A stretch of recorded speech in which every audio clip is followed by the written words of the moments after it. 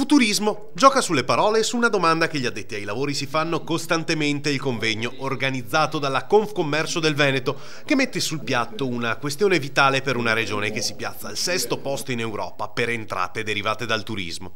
Quale futuro per il Veneto nel momento in cui lo Stato vuole accentrare le competenze anche in questo campo?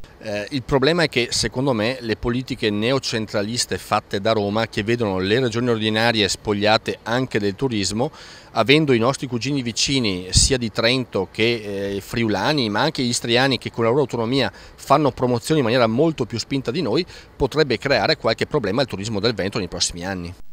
Il presidente del Consiglio regionale Ciambetti teme di perdere la possibilità di mostrare al mondo le eccellenze venete.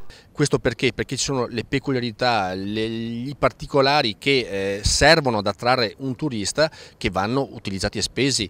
Il brand Venezia, il brand Leoni di San Marco ha una penetrazione incredibile nei mercati mondiali, e se ci viene tolta anche la possibilità di mostrare queste nostre eccellenze, andremo sicuramente a scomparire nei confronti di altre mete, che siano esse Francia, Spagna, Stati Uniti. L'importante è fare squadra comune. Noi abbiamo delle leggi appunto sul turismo che ha bisogno di un tagliando, e con gli operatori siamo già in contatto per mettere in moto appunto iniziative positive.